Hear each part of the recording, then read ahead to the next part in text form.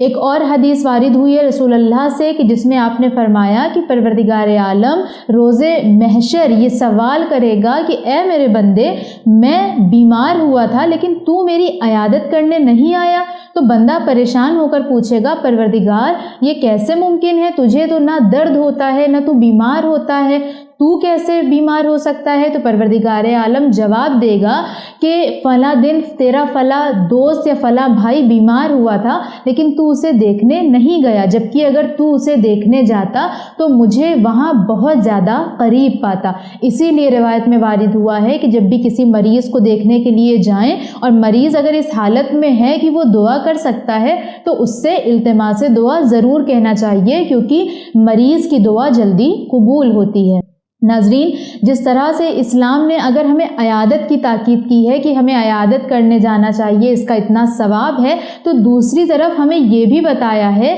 کہ ہمیں عیادت کس طرح سے کرنا چاہیے، کیونکہ ایٹیکیٹس کو جاننا، مینرز کو جاننا بھی ضروری ہوتا ہے کہ ایک ہوتا ہے کہ ہم نے کسی کام کو بس کر لیا اور ایک ہوتا ہے کہ ہم نے کس سلیقے سے اس کام کو کیا۔ تو اسلام نے عیادت کے معاملے میں سب سے زیادہ جس چیز پر تاکید کی ہے وہ یہ کہ جب بھی کسی مریض کو دیکھنے کے لیے جاؤ تو بہت کم وقت اس کے ساتھ گزارو۔ کیوں؟ کیونکہ مریض کو آرام کی ضرورت ہوتی ہے۔ ہو سکتا ہے کہ تمہارا پریزنس وہاں پر اس کے لیے باعث زحمت ہو۔ بہت سے لوگ ایسے ہوتے ہیں اگر کسی مریض کو دیکھنے جاتے ہیں، مریض کے پاس آدھے آدھے گھنٹے بیٹھے رہتے ہیں، ایک ایک گھنٹے بیٹھے رہتے ہیں۔ اسلام کہتا ہے یہ غلط ہے، اتنی دیر کسی مریض کے پاس نہیں بیٹھنا چاہیے، بلکہ رسول اللہ نے یہ فرمایا کہ کسی مریض کی احوال پرسی اتنی دیر کرو کہ جتنی دیر ایک ناقے کو اٹھنے سے بیٹھنے میں لگتی ہے، اتنی دیر ایک مریض کی احوال پرسی کرو۔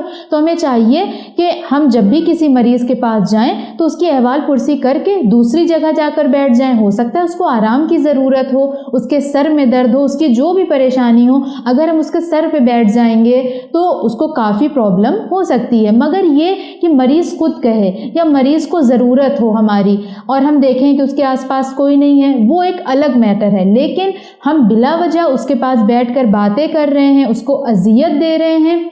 چاہے وہ ہمیں تکلف میں کہہ نہ سکے، لیکن ہمارے اخلاق پر یہ ڈیپینڈ کرتا ہے کہ ہم اس چیز کو سمجھیں اور دین اسلام نے جو صحیح طریقہ ہمیں بتایا عیادت کا، ہم اس کو فالو کریں۔ تو یہ دو چیزیں ضرور کرنی چاہیے کہ جب ہم عیادت کرنے جائیں تو خالی ہاتھ نہ جائیں، بلکہ اس کے لیے کچھ نہ کچھ ہدیہ لے کر جائیں، اور دوسرا یہ کہ مختصر وقت مریض کے پاس رہیں۔